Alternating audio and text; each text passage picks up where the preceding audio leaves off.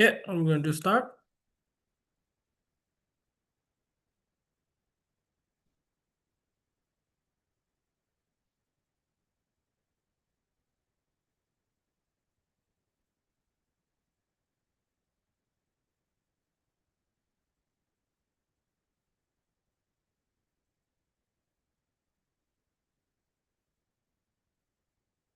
Okay. Good morning, everyone. Welcome to today's webinar. My name is Kabir. I'm a research group.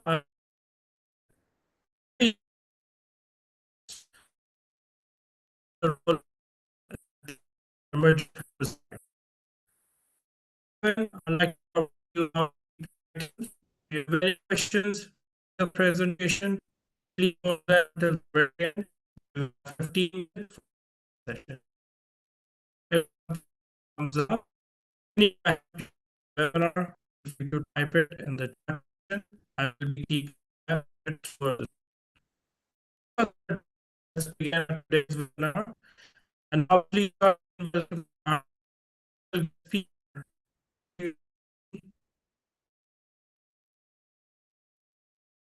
Can you hear me?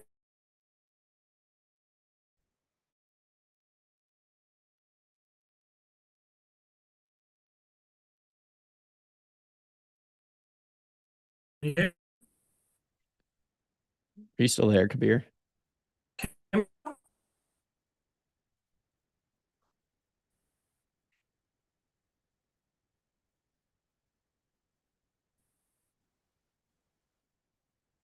me, Dr. Corey?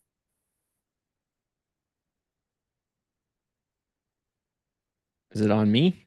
Is my Yeah. internet bad? Can you hear me now?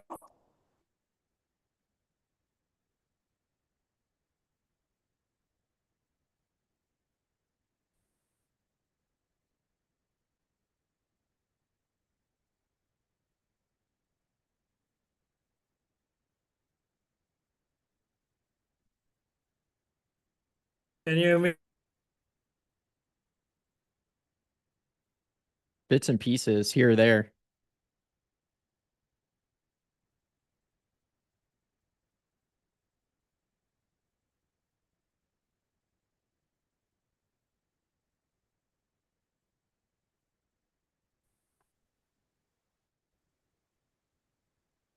Can you hear me now? I could hear that. Yeah. Can you hear me? Mm-hmm. Yeah, go ahead. Over to you. Okay, sounds Yeah. good. Yeah. Is mine okay? So I'm coming through okay? Yeah. Your one is coming through. Okay. Okay, perfect. Sounds good. All right. Well, good morning, everybody. Glad to be here. Glad to be able to present some stuff on adjuvants and trying to maximize some post-emergence herbicides. So I appreciate the invite. So I've got a handful of slides today. If you do have any questions as we're going through, though, please feel free to, throw something in the chat or shoot something my way, and I'd be happy to answer questions. But otherwise, let's just kick it off and get started, and we can go along as we go. So first and foremost today, just to talk about adjuvants, there's a whole lot of different uses, I guess, for the various adjuvants that we always hear about to throw into our herbicide tank mixtures. There's various things where we can start with conditioning the water or doing various things to, make our spray solutions less foamy, stuff like that. So we could have various stuff we put in the tank that starts with the water. From there, we may add some different things that help us reduce a little bit of drift, right? We maybe increase our droplet size some, help reduce drift potential. There's other different things that help us either get the spray solution to the target or stay on the target, longer. So things that are like anti-evaporants or spreaders, stickers, that kind of stuff. There's also then various adjuvants that can help us get the plant across the cuticle and into the plant, right? So get the adjuvants into the plant where we need our herbicide to do the work. So there's a whole gamut, a whole variety of things out there on the adjuvant side that help us do various jobs. That being said, when we look at a pesticide label or something else, it normally gets boiled down to just a handful of categories, right? So things like you see on the screen here. So a surfactant, a crop oil, an MSO, a nitrogen fertilizer, buffering agent, drift control agent, compatibility agent. Normally it boils down to like one of these various things that you'll see on a pesticide label. And so I'm going to try and talk generally about some of these classes, throughout today. Mainly the surfactant, the crop oils, the MSOs, and then I'll hit on a little bit on some of the other ones, but those are kind of the main ones I'm going to talk about today because they really influence our efficacy on herbicides the most compared to a lot of the other things. So just to kind of have a rough idea of why adjuvants can be important too, I've got a few slides here. So, first and foremost, there's a lot of different fates that our herbicide, that can happen to our herbicide once it leaves a nozzle, once it leaves our sprayer, and before we get maximum effectiveness of those products. And so our herbicide, it may reach the target, but then it gets volatilized or it washes off and never is allowed to do its job. There's also a possibility that, hey, it hits the target and sits there, but it just sits there. It can't actually, get inside the plant. It can't do anything else. Maybe that's good from a contact herbicide, point where we're just getting it to the surface and it's going to sit there and just burn and act and stuff, right? But a lot of the times we need it to get into the plant somewhat.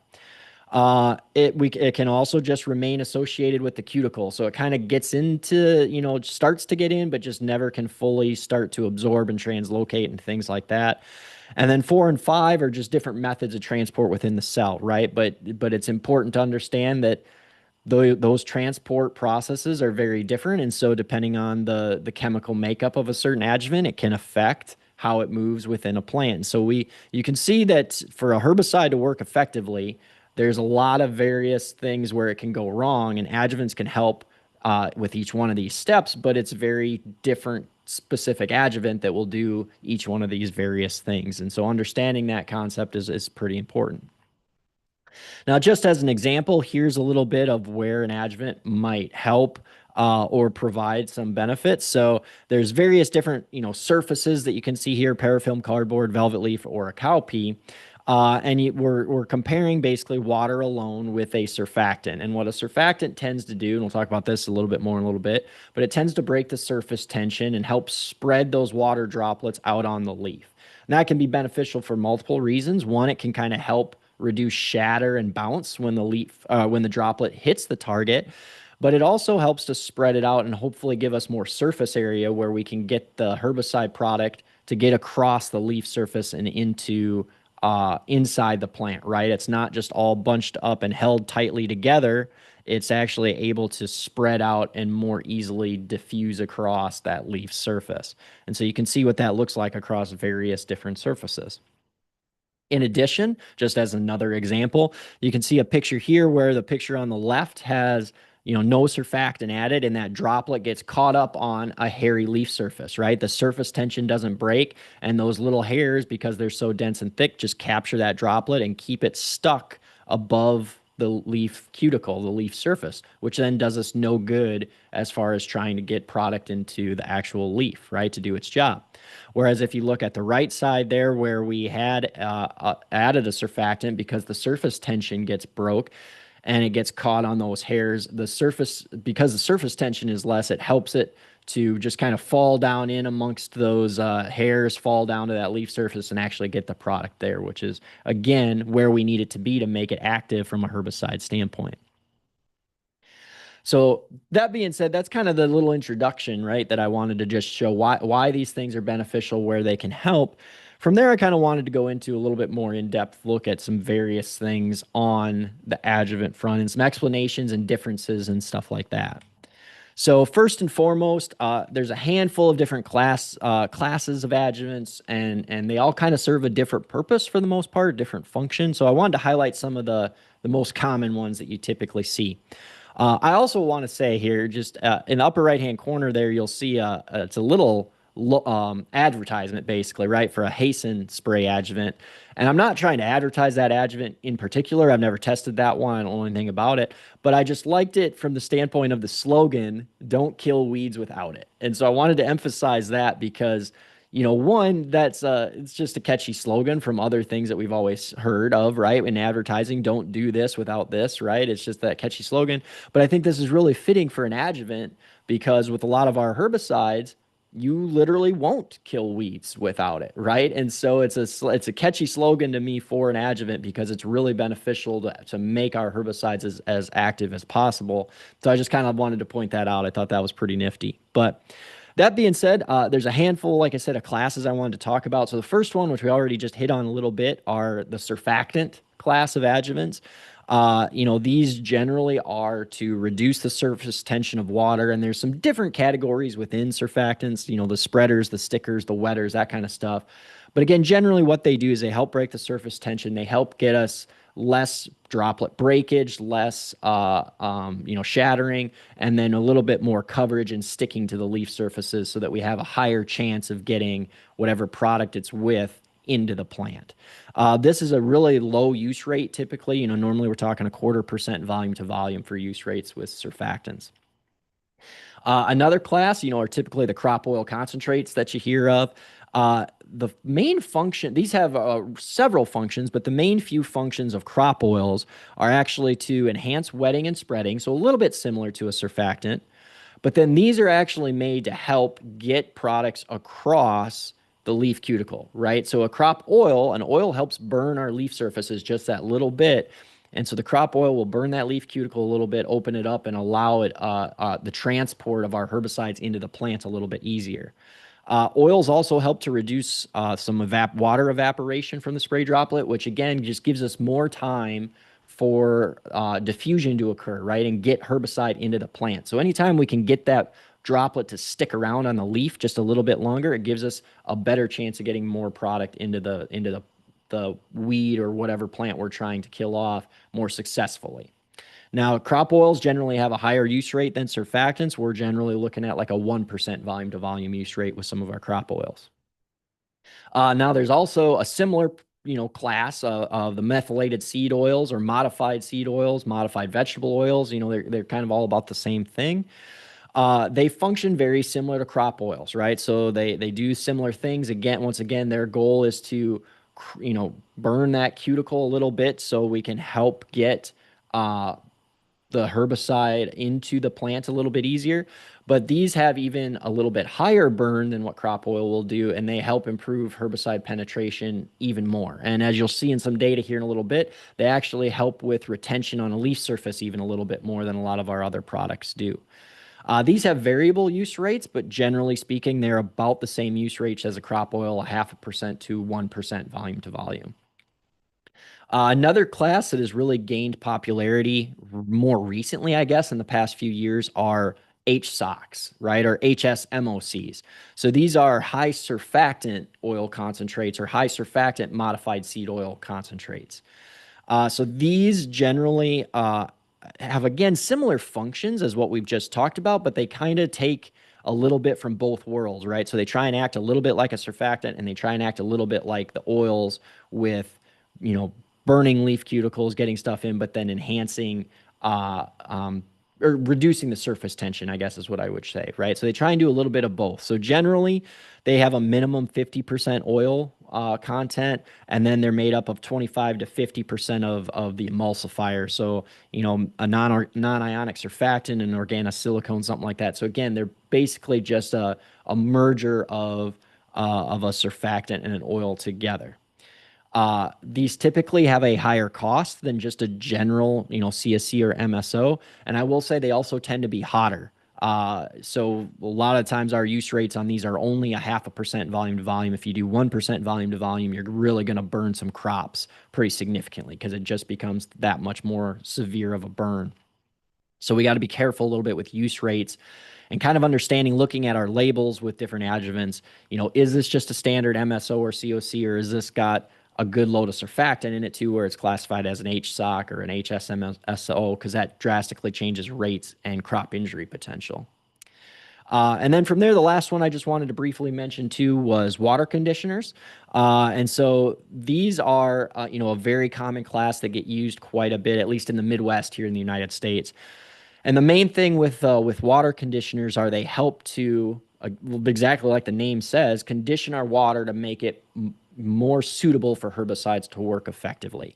So generally speaking, most of the time what these are doing are they are acting as a substitute, and they help bind to free roaming cations. And cations are generally bad. So calcium, magnesium, iron, because they have such a positive charge, a lot of our herbicides have a negative charge. And when they get in solution together, they attract, and then it binds up our negatively charged herbicide and doesn't allow it to be free to do its job. So what most water conditioners do is you put them in the tank, they act as a substitute, and they'll bind to those cations so that when we add the negatively charged herbicide, it's more free to do its job, right? And actually move to the plant and get in the plant and act as the herbicide like it's supposed to. So that's what a water conditioner generally is. The main water conditioner most people are familiar with is ammonium sulfate. And that's basically what its job is. Now, the use rate for these can vary very wildly, and it also depends on if it's a dry or a liquid type product. So some of the dries are typically at 2 to 3 pounds to the acre that we're using. If it's liquid, it can be anywhere from 1 to 5% volume to volume, just depending on the load on some of these various water conditioners. So it can range pretty wildly for the rates on that one. Compared to all the rest, there's pretty standard use rates. So that being said, with all of the classes, right, how do we start picking which class is best for us for our various herbicide applications? Well, there's different things we can take into consideration, and I'll get down the line and talk about several of these things. But one of the first things I wanted to talk about is basically just retention on a leaf surface, right? So this is actually from some data out of Nebraska. And basically looking at various classes of adjuvants and how it helped retain on a soybean leaf surface, how much product it helped retain on a soybean leaf surface. So if you look at the very right, that was just standard treatment with no adjuvant at all. And you can see it had the lowest level of spray retained on that leaf surface. As we moved to the left, we gradually increased, and so a drift reduction adjuvant slightly increased how much we retained on a leaf surface, but it's not a great deal. Then once we start getting into our standard adjuvants, we talk about a crop oil concentrate, a silicone, a non-ionic surfactant, which silicones and surfactants are generally considered about the same class, so it makes sense that they were basically equal. And then an MSO, you can see we start increasing significantly in levels that are retained on a leaf surface. So you might look at this graph and be like, all right, well, I should choose a methylated seed oil every time. It gets the most retained on a leaf surface every time, right? That's giving me a higher chance at maximizing weed control. And just to kind of, again, support this from a different study, here's another graph, right, where we have giant foxtail absorption. So this is not just retaining on a leaf surface. This is actually getting it into the plant and absorbed into the leaf surface. Once again, an MSO helping with penetration. We had the most product absorbed into a giant foxtail leaf by having MSO in there. COC was just behind that, which again makes sense. We had a high amount retained on top of the leaf surface, and then a crop oil versus a surfactant helps us again penetrate that leaf surface, that cuticle a little bit more. So we should be able to get more absorption from an oil as well, followed by a surfactant, followed by nothing, right? And the surfactant's at least helping some with absorption too, because it's getting it to spread across the leaf surface more. It's hopefully reducing a little bit on the evaporation part, getting it to prolong on that leaf surface so we have a higher chance of getting more absorbed. So again, I would come back to, right, looking at these two graphs, it would seem like, well, an MSO is our best bet for everything. We get higher absorption, we get higher retention. Like that seems like a great idea just to use across the board.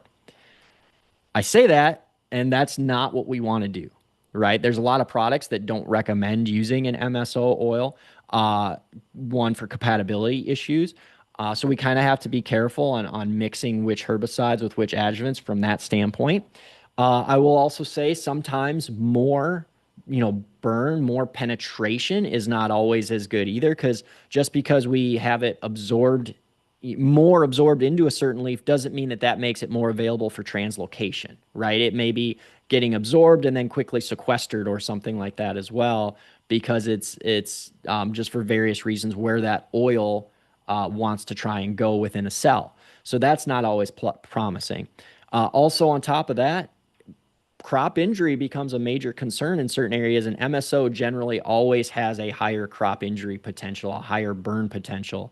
And so sometimes that's something that we need to try and avoid as well. So although MSO looks very positive and it can be a very beneficial adjuvant, it's also not a one size fits all option, is what I wanted to kind of specify here, right? So there are other considerations that we needed to take into account when selecting an adjuvant. Now, just to look at efficacy from some trials, all right. So, that's great and all absorption and retention and stuff like that. But it is also good to look at, okay, well, what does it actually mean for the weed control part where the rubber meets the road? So this is from some data looking at giant foxtail control and pigweed control with Lautis or Tembotrione. Again, we have the various classes, so a non-ionic surfactant, a crop oil, an MSO, and then the HSOC that I was talking about, where it's kind of a mix of an oil and a surfactant. What you'll notice is some, variable results, I will say. But once again, MSO tends to stand towards the top, right, on our weed control front. And it makes sense with something like Tembotrione because that's a more oil-based herbicide. We want to usually mix oil-based adjuvants with oil-based type herbicides. But so an MSO did really good for foxtail, did pretty good with amaranth. The HSOC, where it's a blend, also did really good in both categories, right? So maybe having a little bit of a blend can be beneficial at times. Once again, a little bit higher crop injury potential, though, too. So it's kind of balancing these various things out when we're making an adjuvant selection. So this is just for a couple specific weed species, though, and one specific active ingredient. These numbers would drastically change if we would select a different active ingredient, herbicide, especially one that maybe isn't oil-based, one that's more liquid-based. More than likely, the oils would not be as good. We generally completely recommend against using an oil-based adjuvant with something like Roundup, right, with glyphosates. Normally it's just a surfactant and a water conditioner. We don't want to add oils because it can cost us some weed control efficacy. So again, depending on your active ingredient and your specific weed species, these numbers could change. But I wanted to highlight just how, like the graphs before that I showed, that it can carry through even onto the weed control front where the oils and the HSOCs can do a good job. Now, that being said, this graph shows 5 for each one of these for the surfactant column, crop oil column, MSO column, HSOC column. It's actually an average of 5 different commercial products for each one of those, right? So each of those bars makes up 20, or there's 20 total products here that are being evaluated, 5 for each one of those columns. So what does it look like if we actually break those individual products out? Are they all fairly standard across the board that we can say, I can pick up any MSO off the shelf and it's all just going to be the same? Well, the answer is no, right? So not all products are created equal when we're talking about these things either. So I'd like to, there's a lot going on here, but mainly let's just highlight like this MSO column, right? So this actually broke out those different products that I told you were all combined in the previous graph. So now for our 5 different commercial MSO products on giant foxtail, you can see what our level of control looked like. And we had a wild range where one product only actually gave us 37% control. Another couple were in the 50s. And then we had 2 products that gave us 70% control. So that's, over a 30 percentage point difference between here and here at the level of control, just based on that specific the specific product that we talked about. Even though they're both classified as methylated seed oils, their other, inert ingredients or other constituents within that drastically changed how they actually work. So sometimes our general classifications aren't always all that helpful either. We kind of need to pay attention to various classifications, to various other active ingredients that are in it. We need to do some research, not just, follow a salesman's pitch, right, on that this is the next best product kind of thing. And I'll talk later about it, but now we actually have some certification organizations that will do testing and certify various adjuvants that, yes, these do follow the claims they make. They are beneficial for our applications. And so sometimes we probably need to target, most of the time we need to target those types of products so that way they can be trusted, right, that we don't have these various things occur. Okay. So again, just watch out. Even though something is labeled as an MSO or COC, not all products are created equal, even within those categories. So all of that to being said, right, I think what I wanted to mainly highlight here are that adjuvants are kind of a big deal, right? They're like the Ron Burgundy of our application world. They can make up a big component of our applications, and they can make up a big part of actually being successful for our weed control efforts.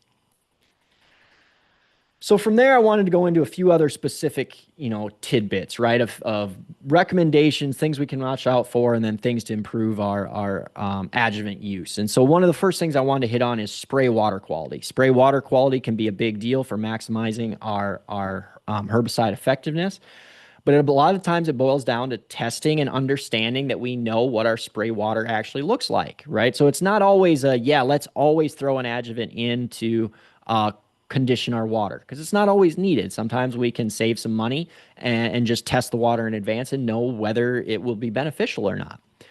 So one of those things I did, I was previously in a role at the University of Arkansas before I came to Purdue. And for 6 years, that I spent down there, I evaluated a whole range of things. And one of the things that we tested was we did a big spray water survey project. And so we were collecting spray water samples from a variety of different applicators and testing it for pH and various cation concentrations or hardness. And we wanted to see if there was any relationship and what it looked like across the state, if there was any patterns that emerged. So this graph is one of those that came out. I think there was about 80 or 90 or 100 different samples we did somewhere in there. And the couple things that I'd like to show, basically the orange bars are our hardness levels, right? And so anything over about 200 parts per million for a hardness indicator is very hard, and we see some severe problems when it comes to weed control from herbicides, right? So that's what that black bar across there is, and that's all these orange bars. So every orange bar that's above that black bar, we'd have some serious concerns for hard water antagonism with our herbicides. The blue dots and the line is actually our pH, which is over here. And so you can see we had a massive range across the state of Arkansas for what the spray water was being used. We had samples as far as hardness goes that were almost all the way down by for hardness down by 0. They were completely soft.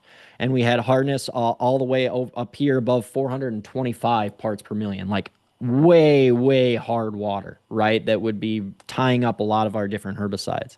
When it came to pH, we had a wide range in pH too, anywhere from less than 6 all the way to almost 9 for a spray pH, right? So we had a wide range available too that guys were using commercially for trying to spray various herbicides. The other main takeaway that I like to point out from this graph, so the blue line, the pH, I have in order, so the samples go across here, in order from lowest to highest for pH. If there was a relationship between pH and hardness, you'd expect all these orange bars to just gradually increase over to this side as well, right? We'd have both of this skewed nature. But what you'll notice is that although the blue line scales up, the orange bars are completely random, scattered within there.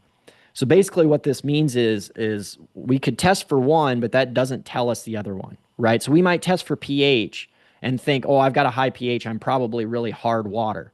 Well, that's not necessarily the case, right? We had some waters here that were 8.25 for pH or so and completely soft water. Not a big deal at all from hardness. And then we had some that our most extremely hard water sample here actually had a pH that was, 6.8. That's considered a really good spray pH.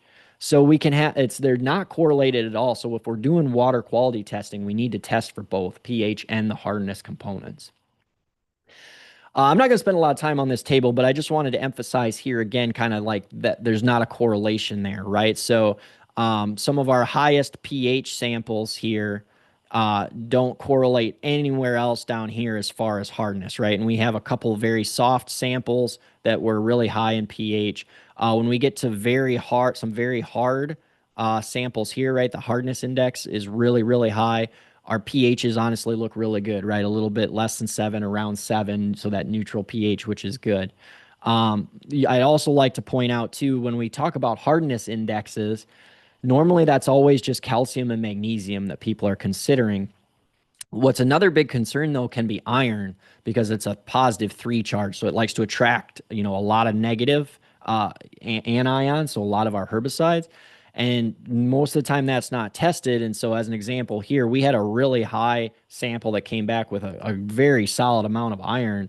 But if we would just look at the hardness index, it's considered soft because it didn't have very much for calcium and magnesium in it, right? And that's normally what the hardness index accounts for. So sampling for some of these other cations is also a really good idea because we can miss some things if we're only looking at calcium and magnesium and a hardness index.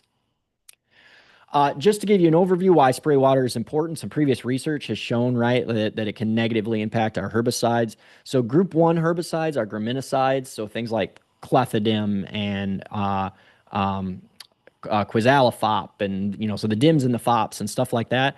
There's been research to show that weed control efficacy decreases when the spray pH gets past 7, so more alkaline solutions. Also, if the cation concentrations, so like we said, calcium and magnesium, even iron, were greater than that 250 parts per million. I talked about 200 parts per million, so right in that range, we can see a pretty big loss in efficacy of glyphosate. And then also there's been some other research that's shown, again, an alkaline-based pH greater than 7, or if the water hardness was, again, greater than 200 parts per million, that we've seen losses in control from things like Liberty and Callisto, so mesotrione and glufosinate, right? So we can lose control from a wide variety of different classes of herbicides. So this is a group 1 that we were talking about here. Here's a group 10. Here's a group 9 and a group 27. So 4 different groups represented there where we've shown that water quality plays an important part in maximizing the effectiveness. Just as an example that I had in Arkansas, I was using glyphosate at trying to control some annual ryegrass. And you can see here's the non-treated in our greenhouse experiment, whereas if we sprayed glyphosate by itself, it knocked it back, but it's all still green, all still alive. It grew out of it. If we mixed in a non-ionic surfactant with it, we saw some green, we saw even some reductions, but still not dead, right? It was still going to regrow.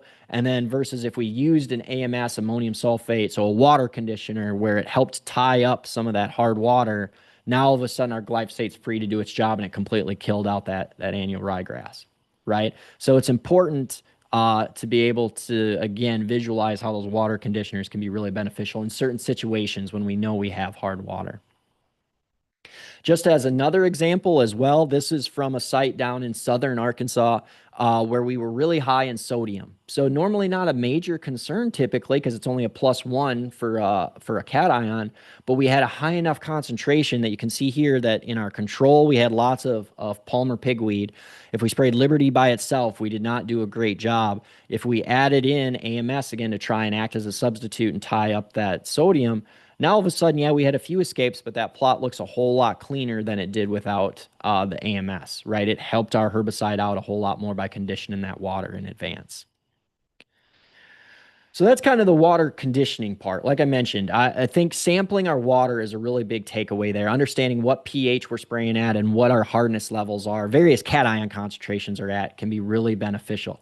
AMS is generally a cheap, adjuvant that we can throw in the tank, but I like to say it's not necessarily always needed. And if we're trying to find spots where we can save some money, it might be an idea if we sample our water and know, hey, we don't have hard water here. We probably don't need the AMS as a major beneficial add-in if we know what our water characteristics are.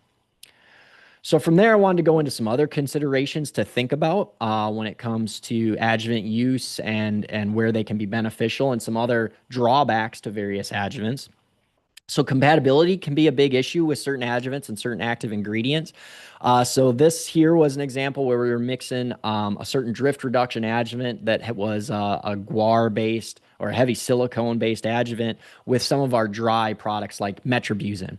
And you can see as soon as we kind of got them in combination, we had the metribuzin in first and we shook it up and had it in solution. But as soon as we added this heavy kind of guar drift reduction adjuvant, it basically precipitated that dry product back out and flaked back out in a couple of different scenarios there. So you can see that's no longer really going to be beneficial. Plus, we're probably clogging screens and everything else in our spraying system. So that's not a plus. We also have had issues where we actually can have a chemical reaction that'll occur in the spray tank. So on the right is one herbicide where we added a micronutrient adjuvant into it, right? So the one on the left is where the micronutrient was not present. So we had the adjuvant that didn't have boron, and you can see the droplet size, 1.5% fines, and the color. When we added the adjuvant, the micronutrient that had boron, nothing really occurred with this. Again, basically same droplet size, same percent fines, no big deal. If you look at the left, which was a different herbicide, without the boron micronutrient adjuvant, you can see, again, roughly the same as herbicide B on the right. They were very similar herbicides, right? Very similar, and very similar in fines.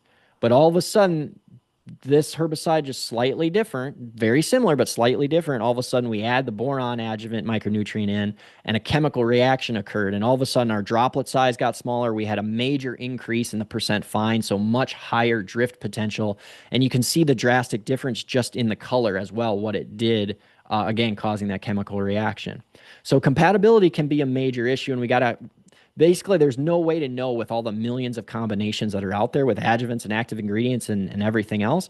And so we just have to kind of watch as we're spraying or do jar tests in advance if we're trying out a new adjuvant or a new product. How is it going to react together? Because these things can occur and we never have any idea that they're going on unless we keep a watchful eye out. Also, there can be antagonism with some of our adjuvants and their effectiveness then at controlling our problematic weeds, right? And so normally we consider adjuvants, they're going to be beneficial, they're going to help out our weed control, but the exact opposite can occur in some situations. And this is one of those situations here. So this was for volunteer corn control in some of our soybean fields. On the left is where we did not add a certain adjuvant in, and you can see we really effectively controlled our volunteer corn. Whereas on the right, where all of a sudden we added this adjuvant in, it basically rendered our herbicide inactive, right? And we had little activity at all on our volunteer corn with our group 1 clethodim herbicide, right? And so this can be, again, we have to try and do some tests in advance. Maybe we just have to watch. You know, if we're trying something new, we might not see this actually in the tank. It just comes out in the end when it comes to the weed control aspect because there were no indications after the fact.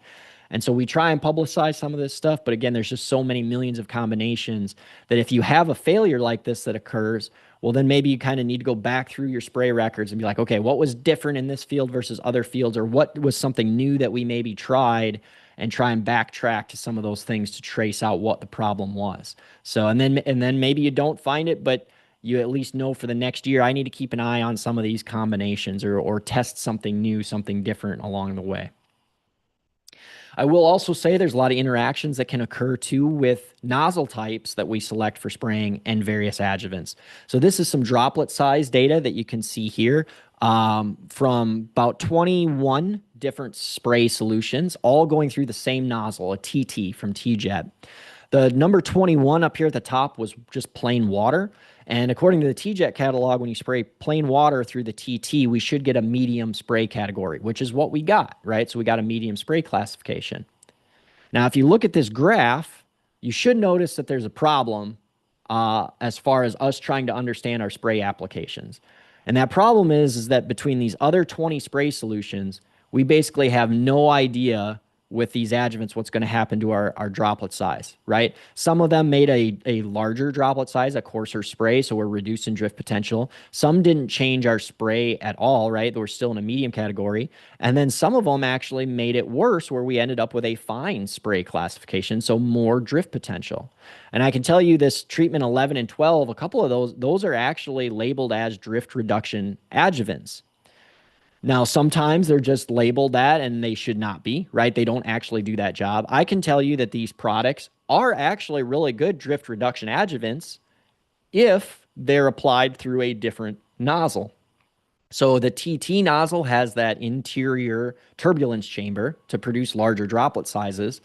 Well, because of that turbulence chamber inside the nozzle, if you have an emulsion-based adjuvant, it goes through that chamber and that chamber tears apart those emulsions because it's just getting beat around in that nozzle, and then it actually creates a finer spray. So although these two generally are good drift reduction adjuvants, because they're sprayed through this nozzle and they were emulsion based and got tore apart, they created a finer spray. So we kind of, again, no way to know this from the millions of combinations.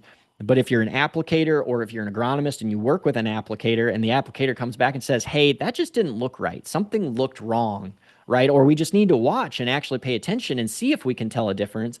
There's stuff like this occurring all the time. And again, I would just go back to, if we visually see something going on, we may not be able to explain it, but it might be worthwhile. Okay, on the next load, we're going to try something different. We're going to try a different adjuvant. We're going to switch out a nozzle. We're going to do something else just to try and see if we can tell a difference, because these things are occurring everywhere that we just don't know about because we don't have enough data, right? So just be aware of that as well with various adjuvants.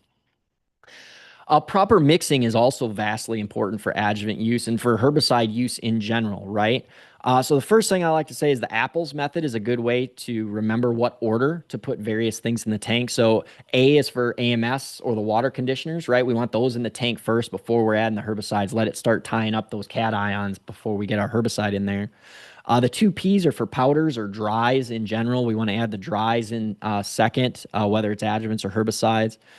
Then the L is liquid flowables. So some of the flowable type products. E's are for the oils, the emulsion based products, they would go in next. And then S is for the soluble liquids that go in at the end. So the SLs or the S's.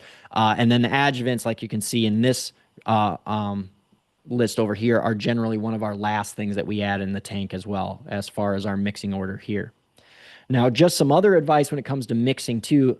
I think the old adage, and you can still find this on some herbicide labels, but the old adage of fill the tank 50 to 75% full, then add the herbicides and adjuvants, it probably isn't so advisable anymore. I think that's a bad recommendation in today's technologies and today's sprayers. And the reason I say that is because a lot of folks might be using induction tanks like you can see over here on the right, right? Well, and if we're using an induction tank, and we fill our main tank 50 to 75% full, and we're trying to flush water through this to get into the big tank, we only have a finite amount of space now for that extra water to flush everything through. And guys are trying to throw in multiple, different actives or concentrated products into an induction tank and flush it through at once. And it's creating a major problem because we're either gumming up the induction tank, or once we get it to our main tank, it's tried to get combined with too many things and we can't get it agitated enough and it gums up in our big sprayer, or we lose effectiveness there. So we really need to add one product at a time into an induction tank, flush it through with water, add the next product, flush it through with water. So a single product at a time into these and flush it in. So generally, I've kind of come to the recommendation now at this point for mixing, the herbicide actives plus the adjuvants. Start your big tank maybe only 25% full, so you have a lot more volume, a lot more space where you can flush through and add more water to the tank as you're going, right? So if you start 25% full, now you've got 75% of that volume that you can fill up, where you add one into the inductor tank, flush it all through, then add a second product, flush it all through, and you can do more flushes that way and have more space to do it. Application method can also drastically change our adjuvant selection and what's most effective where. So whether we're applying with a standard, self-propelled commercial ground rig, whether we're talking an air tractor, airplane, that would drastically change which adjuvant does better in those situations. Helicopters are a whole nother application scenario as well and probably require a different set of adjuvants. And then finally, the newest thing that is starting to hit the market, which I know in Canada is not completely legal, but I was still going to mention it, is spray drones, right? So spray drones are a whole nother application technique, and especially with the rotary atomizer nozzles that are on these things, the spinning discs, that is a drastic different droplet formation process than when we're using, nozzles that are on any of these other things, ground rigs or airplanes, right? So that's going to require a whole nother set of adjuvants that would be more effective in those scenarios than in our other scenarios, especially too with the really highly concentrated low volume applications that occur in some of these. That changes to which adjuvant might be best. So just be aware, one adjuvant fits all is not a thing that occurs, right? There is not one size fits all for all applications. It's going to be mixing and matching and picking and choosing for every different scenario. Finally, I'm trying to get to the end here. I just have a few last things to mention. When it comes to adjuvant products, the one thing I did just want to say is that adjuvants and product claims are not as regulated as like our herbicides are, right? So adjuvants have a little bit more free reign in things that can go on a label and things that they can say because it's not as regulated. And so you kind of have to really pay attention and have a close eye on some of those performance claims and try and find some of the technical information behind it, not just rely on the marketing things. And so some of that may come from different research groups. Some of it may come from, like in the US, it's extension service agents, different government entities, things like that, but trying to find the non-biased research data on it, not just the straight marketing claims from the companies, is very important when it comes to adjuvants as well.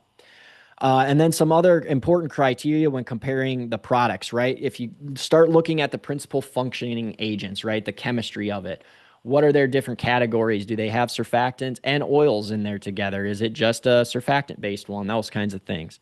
Again, finding research performance data if at all possible, and not coming straight from the company, so it's not cherry picked. Finding that non-biased source to get it from, whether it's again like the Battle River Group, or a university entity or someone else, can be really beneficial.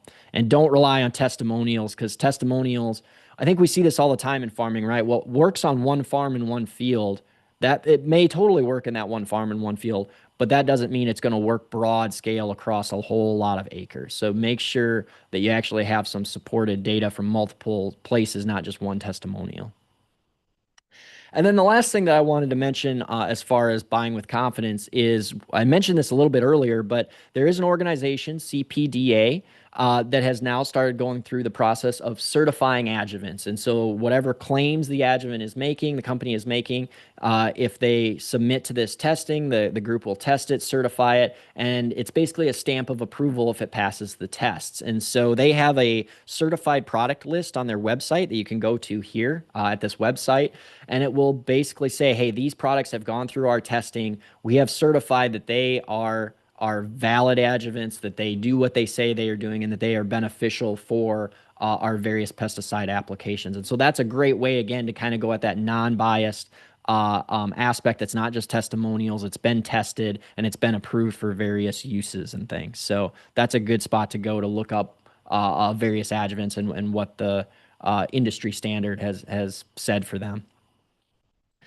Just a little bit of some other adjuvant advice. I will always say, make sure to read your herbicide label, right? The herbicide label tells us a lot of good things at what adjuvants we should use, how we should use them. And it's not only for compatibility things, but maximizing the effectiveness of that herbicide. So make sure that we're reading those. And I will like to emphasize, make sure to read them correctly. All right. Not like my little man Brooker here, who's reading upside down and backwards. That's not going to be super helpful reading herbicide labels that way. Right. So read the labels correctly. It goes a long way, and we can get a lot of good adjuvant information off of that label to maximize our herbicide effectiveness. So finally, just to start summing everything up, tying it all together, nozzle and adjuvant selection are both really important. There are interactions that can occur there. And both of those things affect our herbicide effectiveness for our weed control, but also can affect our drift potential, right? And off-target movement instances. So making sure that we're considering both of those together is important.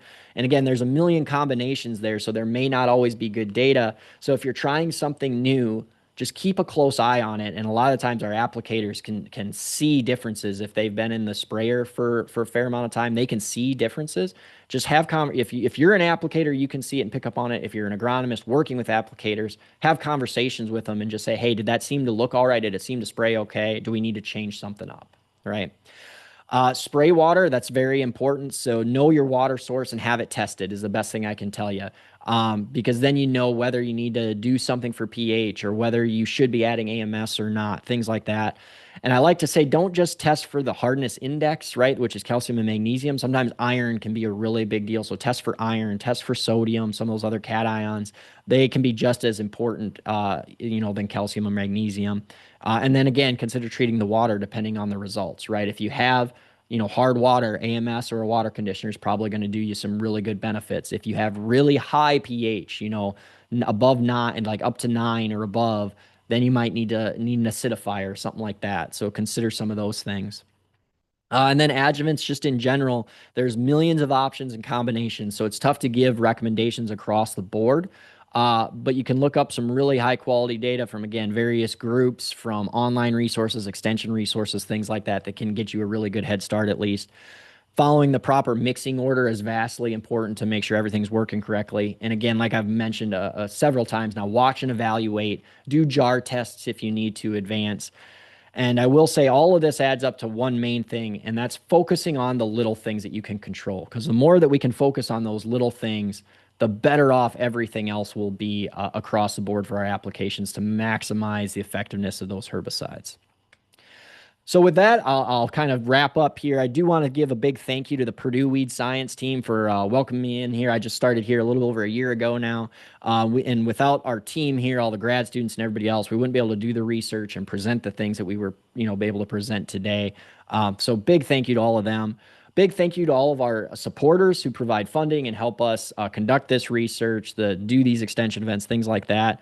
So you can see the various sponsors. And I always like to say, kind of like the public broadcasting system here in the US, thank you to viewers like you, right? Without viewers like you, there's also this doesn't help anyone out there as well, right? So thank you for viewing and asking questions and anything else like that. And finally, I'm a big football fanatic, and so I like to always end on a football reference or a football analogy. And so if you don't take away anything else from my presentation today, this hopefully will at least be something you can remember as to how I think we can maximize and have the most effective weed control as possible, right? So before I play the video, I will say it all kind of starts down here with this novel technology, right? And I think adjuvants can fit in this novel technology. Our different tools and things, sprayers, all this other stuff kind of fits in this category. But when I play the video here, you'll notice novel technology kind of is always the one that's at the headlines, right? It's the one that gets all the glory, takes, all the spotlight and everything else. It gets that strip sack, causes that fumble. It's a big deal, right? It's a big deal. But I will say, if we're not doing other things like starting clean and using full rate residuals, if we're not using integrated weed management practices, cover crops and crop rotation and all kinds of other things, we can't keep that quarterback in place. We can't recover that fumble in the end zone for the touchdown, right? We miss out on all of that just because we caused a strip sack. We didn't finish the play if we don't use those other things. And if you know anything about Purdue football, if we don't recover that football in the end zone, there's no way that our offense is scoring a touchdown on the next go around, right? So we needed that to score the touchdown, have the points to get up ahead. And then I also like to emphasize, and I just said it a little bit ago, doing the little things can make a big difference. This linebacker that drops into coverage so the tight end can't just catch a little dump off pass to save the tight end, that's just as important as everything else we talked about. So it's this whole team approach doing all of these things together, and that's really how we can optimize a herbicide application and maximize our weed control long term. So with that, I thank you all for your attention. If you have any questions here before we sign off on the webinar completely, I'd be happy to take some questions. And then also my contact information is popping up here, so feel free to contact me if you ever have any questions as well. I'd be happy to answer any questions that route too. So thank you for your time. Perfect. Thank you, Dr. Tommy. Now we'll open the floor for Q&A. If you have any questions, you can type it in the Q&A section, or if you're someone who doesn't like typing, can raise their hand and I can allow them to talk. Is there something you want to add on to your presentation by the time people are typing their questions? I don't think so. I mean, I think I covered, most everything that I wanted to get across. The main thing is adjuvants. They can do a lot of really good things. They also, again, there are negative consequences to some, and so the main thing I can tell everyone is just keep an eye on what you're doing, because there's just so many millions of combinations. It's tough for us, to have the data and do all the research to know every single one of those interactions. So sometimes it comes down to, again, just doing a jar test if you're trying something new, watching it come out of the sprayer as you're doing something new, and just getting a good feel on how it looks after the fact on whether it was a good combination or not. Perfect. Are there any questions? Let's give it a minute or two. There is a question. Are these particular herbicides that are really need adjuvants to be effective? Yeah, so that's a good question. It's tough to say broad scale, right? Because even within a herbicide class, so group twos, right? The ALS inhibitors, each active ingredient can be a little bit different within that category. So broad scale, it's tough to just say, yep, this class of herbicides, you basically need adjuvants at all times. The first thing I'll say is every herbicide label will say whether that herbicide needs an adjuvant and what it recommends for an adjuvant. I will also say that most of the time, most herbicides will do better if you have some sort of adjuvant in there. Now, again, it depends it can vary wildly on whether that needs to be an oil or a surfactant or something else. So I can't just say always use an MSO or something, but most herbicides will do better with some sort of adjuvant added in. As far as the water conditioners, like I mentioned, our main ones down here in the Midwest, like Roundup and Liberty, do exceptionally better by us adding AMS into the tank to condition our waters. But I will say, if you've tested your water and you don't have hard water, we have a lot of hard water down here. that may not be as needed then at that point. So that one you could maybe avoid if you've tested and you have soft water, or you don't you don't have a whole lot of cations making up your water. So again, most herbicides in my book do need an adjuvant in some form or fashion, whether it's a surfactant or an oil to help it out. Because a lot of the times they just don't get formulated with everything they need. They try and get as much formulated as possible in there, but not everything. Perfect. Hopefully that answers your question. We have another questions. Are these harnesses caution that are generally more severe for impact on spraying effectiveness than other caution? Are there harness cations? Got it. Basically the cations that are the worst. So this is a little bit of a tough question to answer too, I guess. But the worst cations for our herbicides, almost all of our herbicides have a negative charge, right? And so we don't want, any of the cations are all going to be a problem. But the cations that generally are the worst are the ones that have a higher positive charge. So that's why I said iron can be a really bad problem, because that can get up to like a +3 charge. If it's a +3 charge, that means it's very, very attracted to negative charges, right? A lot more attracted than if it was just a -1 charge. Or I'm sorry, +1 charge, right? So the higher the number, the higher the plus charge, the more attracted it is, the more it's going to try and gobble up, of a certain herbicide, like say the glyphosate anion. It's going to try and gobble up more of the glyphosate anion. So those generally are more troublesome. Now, I will say that's generally true, but also the counter argument there is, well, there's a lot of places where there's not a lot of iron, right? Calcium and magnesium, though, are very, very prevalent. And so then they tend to get the focus just because they may not be as bad as iron, but because they're so much more prevalent, then they become a bigger issue too, right? So that's why I kind of hesitate to fully answer that question. But the main ones, this might be the easiest answer for your question. The main ones I always try and focus on are the ones that I kind of presented there, which is calcium and magnesium and iron. Those three are really important. Sodium to some extent, depending on where you're at. When I was in Arkansas, we had a pretty good salt concentration with the Mississippi River and things. And so that's why I kind of included that one in testing. That may not be as big of a deal in other areas because you don't have as high of a salt concentration. Manganese pops up every now and then in some people's waters. That can be a big deal because that's a +2 charge typically.